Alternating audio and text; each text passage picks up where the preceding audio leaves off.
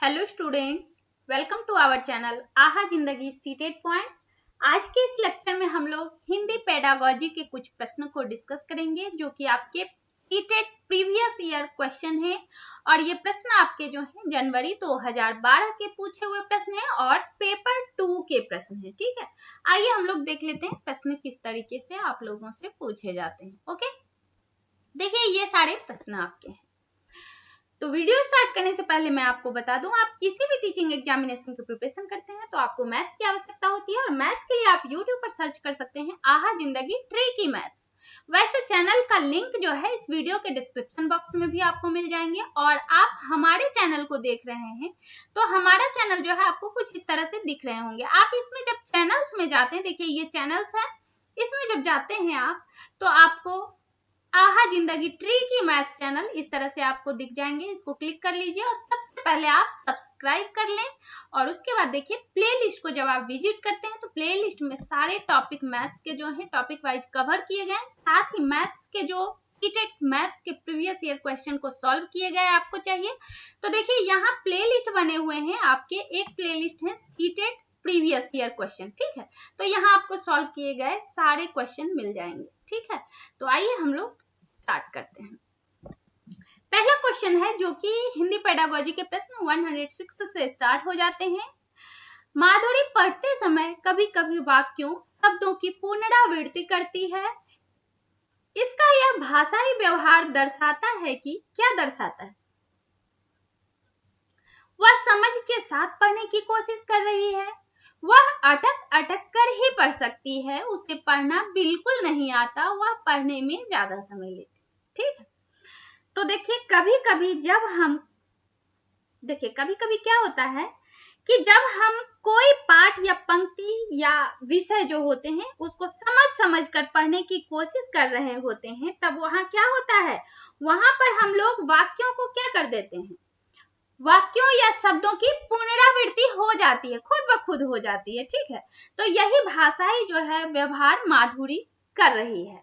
क्या कर रही है? अटक अटक कर पढ़ना ये नहीं कह सकते हैं आप, उसे बिल्कुल भी नहीं आता है ये भी आप नहीं कह सकते हैं। स्टूडेंट के बारे में आप निगेटिव नहीं बोल सकते हैं। ठीक है, वह पढ़ने में ज्यादा समय लेती है ये भी नहीं कहा जाएगा। क्या कहा जाएगा? हमारा राइट आंसर होगा वह समझ के साथ पढ़ने की कोशिश कर रही है। ठीक है, अगले प्रश्न को देखते हैं, प्रश्न नंबर 107। उसने पढ़ा, उसने खाया और उसने सीखा जैसे भाषा प्रयोग दर्शाते हैं, क्या दर्शाते हैं? नियम का उल्लंघन, संदर्भ की समझ ना होना, नियम कंठस्थ ना होना, नियमों का अति सामान्यीकरण होना। ठीक है, तो उसने पढ़ा, उसने खाया, उसने सीखा, ये सब जो है भाषा का प्रयोग कंठस्थ ना होने की वजह से हो सकते हैं। ठीक है, राइट आंसर ऑप्शन नंबर 3 हमारे आंसर हो जाएंगे। अगले प्रश्न को देखते हैं, प्रश्न नंबर 108। व्याकरण शिक्षण के संदर्भ में कौन सा कथन सही है आपसे पूछे जा रहे हैं। तो व्याकरण शिक्षण के लिए समय सारणी में अलग से काव्यांशों की व्यवस्था होनी चाहिए, और दूसरा जो है भाषा प्रयोग की अपेक्षा भाषा नियमों को ही महत्व देना चाहिए। तीसरा ऑप्शन है बच्चे परिवेश में उपलब्ध भाषिक प्रयोगों के आधार पर स्वयं भाषा के नियम बनाने की क्षमता रखते हैं। चौथा ऑप्शन है व्याकरण शिक्षण अत्यंत आवश्यक है। ये 4 ऑप्शन हमें दे दिए गए।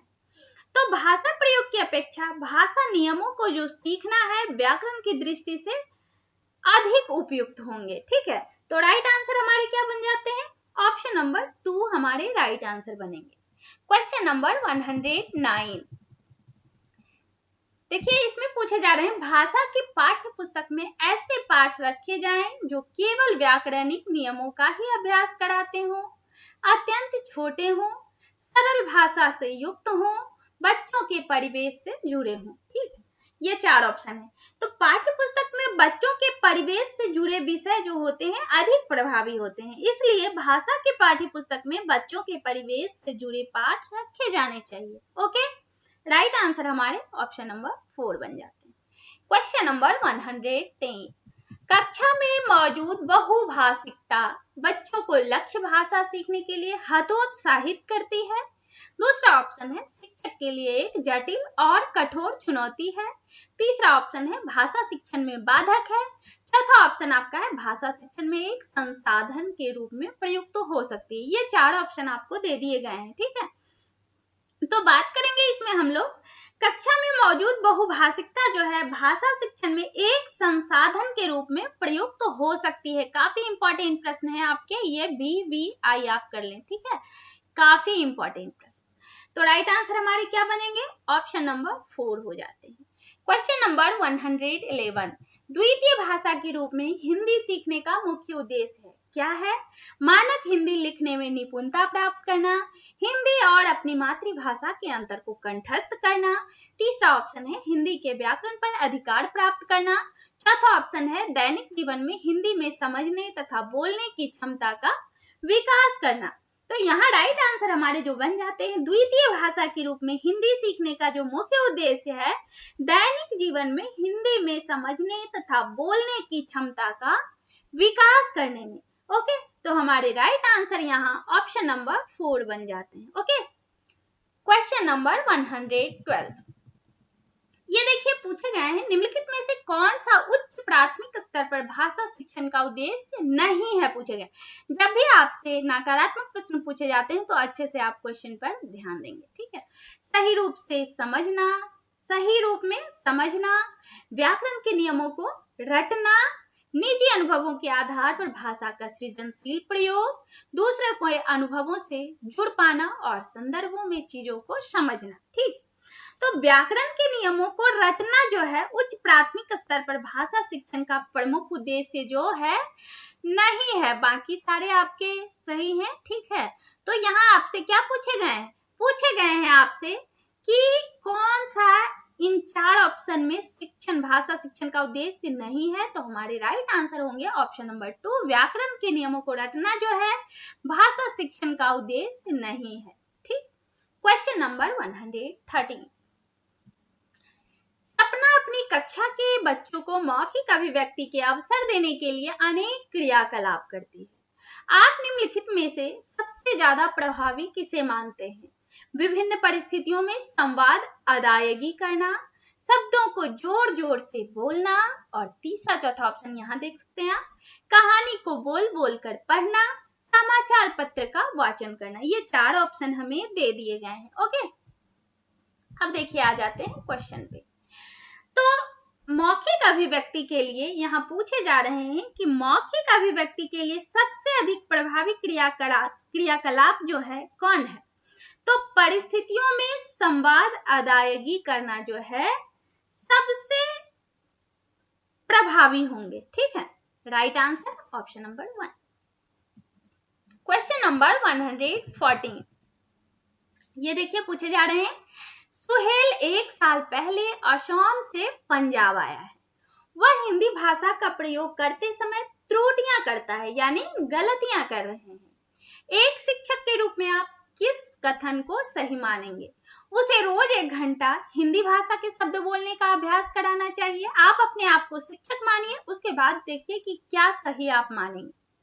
सुहेल को भाषा प्रयोग के अधिकाधिक अवसर और प्रोत्साहन देना चाहिए। सुहेल को बार बार उसकी त्रुटियों के बारे में बताना चाहिए, और सुहेल की जो मातृभाषा का प्रभाव लक्ष्य भाषा पर नहीं पड़ने देना चाहिए, ठीक है। तो एक शिक्षक के नाते सुहेल को भाषा प्रयोग के अधिकाधिक अवसर और प्रोत्साहन देना चाहिए, ठीक। तो राइट आंसर क्या होंगे? देखिए ऑप्शन नंबर 2 हमारे आंसर है। मैं बार बार अवसर की बात करती हूँ, और जहां स्टूडेंट को अवसर दिया जाए, प्रोत्साहन दिया जाए, तो वहां आपके आंसर होने के, उस ऑप्शन को आंसर होने के 90% चांस बन जाते हैं। ओके, चलिए क्वेश्चन नंबर 115, भाषा के संदर्भ में निदानात्मक परीक्षण का उद्देश्य है, क्या है? बच्चों हेतु भाषा प्रयोग के अवसर जुटाना, बच्चों को अगली कक्षा में प्रोन्नत करना, बच्चों को विभिन्न श्रेणियों में विभक्त करना, बच्चों की भाषा प्रयोग संबंधी कठिनाइयों के संभावित कारणों की पहचान करना, ठीक। तो यहाँ अवसर जुटाना देखिए यहाँ भी है, बट मीनिंग देखिए आप, ऑप्शन नंबर 4 के मीनिंग देखिए आप क्या बता रहे हैं कि भाषा के संदर्भ में निदानात्मक परीक्षण का उद्देश्य जो है बच्चों की भाषा प्रयोग संबंधी जो कठिनाई है उसके संभावित कारणों की पहचान करना है। पहले कारण को पहचानेंगे, उसके बाद ही तो हम लोग उसका निदान सोचेंगे। ठीक, क्वेश्चन नंबर 115 का आंसर ऑप्शन नंबर 4।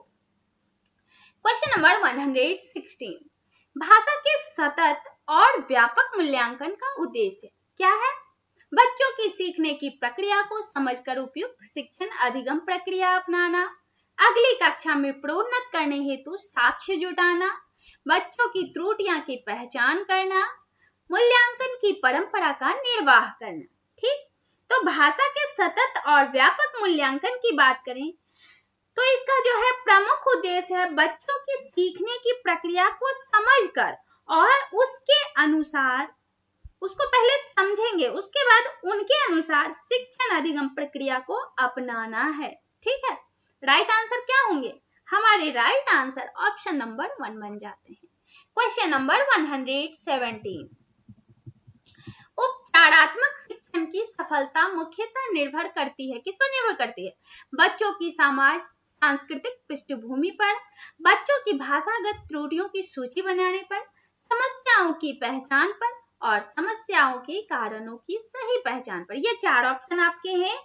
तो जब कोई बच्चा अध्ययन के दौरान किसी समस्या से ग्रस्त हो जाते हैं तो सर्वप्रथम उसकी समस्या को जानना चाहिए। ठीक है, उसके बाद उसके कारणों की सही पहचान करना चाहिए, उसके बाद इसी पर उपचारात्मक शिक्षण की सफलता निर्भर करेगी। ठीक है, तो राइट आंसर हमारे ऑप्शन नंबर 3 होंगे, समस्याओं की पहचान पर।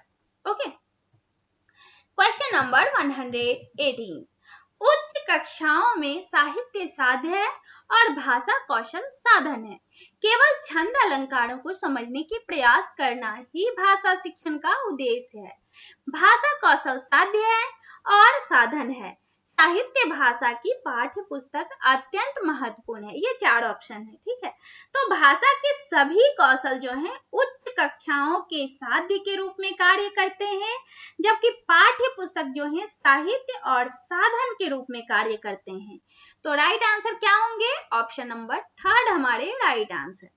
क्वेश्चन नंबर 119, भाषा अर्जन की बात हो रही है, काफी इंपॉर्टेंट प्रश्न है। वैसे प्रीवियस ईयर के प्रश्न जब हम लोग हल कर रहे हैं तो सारे प्रश्न हमारे इंपॉर्टेंट हैं, बट कुछ प्रश्न ऐसे होते हैं जो कई बार पूछे जा चुके हैं। ठीक, तो भाषा अर्जन शिक्षक की आवश्यक उपस्थिति की मांग करता है, भाषा की कक्षा में ही संभव है और सहज स्वाभाविक होता है, प्रयास पूर्ण होता है।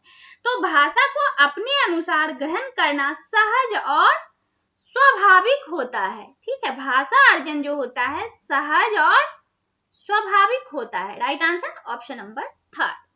क्वेश्चन नंबर 120 और ये आपका लास्ट क्वेश्चन है। ठीक, उच्च प्राथमिक स्तर पर भाषा शिक्षण की प्रक्रिया में सबसे अधिक महत्वपूर्ण है क्या है?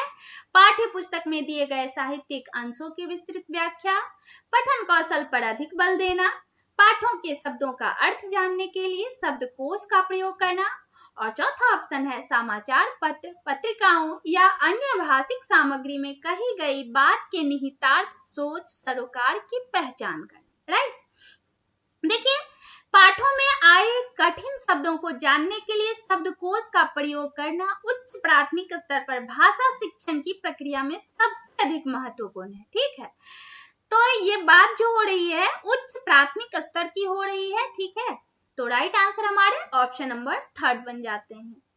ठीक है, तो इसी के साथ आज का ये लेक्चर हमारे जो हैं यहीं पे कंप्लीट हो जाते हैं। और ये प्रश्न, जितने भी प्रश्न हम लोगों ने हल किए, सारे प्रश्न आपके जनवरी 2012 में जो सीटेट के एग्जामिनेशन हुए तो उनके हिंदी के पूरे 30 क्वेश्चन नहीं, पेडागोजी हम लोग सिर्फ किए हैं तो 15 क्वेश्चन हम लोग डिस्कस किए। तो अब तक आपने हमारे इस वीडियो को देखा, आपको हमारा ये वीडियो हेल्पफुल लगा तो अभी जस्ट हमारे इस वीडियो को लाइक कर दें।